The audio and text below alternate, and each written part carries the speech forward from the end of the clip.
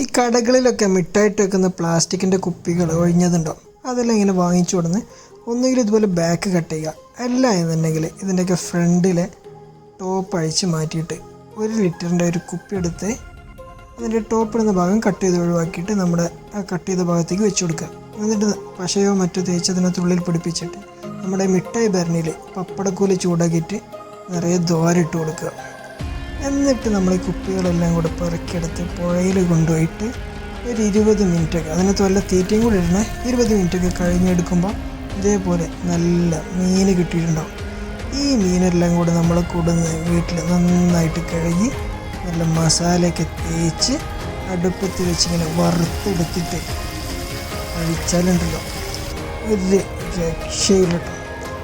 ഗംഭീര ടേസ്റ്റാണ്. ഒരു മായല്ല, പൈസ കൊടുക്കേണ്ട ഫോർമല്ല, മറ്റുവിടത്ത് നല്ല ശുദ്ധമായ പുഴമീൻ നമുക്ക് നമ്മുടെ വീട്ടിൽ തന്നെ ഉണ്ടാക്കി കഴിക്കാം. സിമ്പിളാണ്. അപ്പോൾ എല്ലാവരും ട്രൈ ചെയ്ത് നോക്കുക, അഭിപ്രായം അറിയിക്കുക.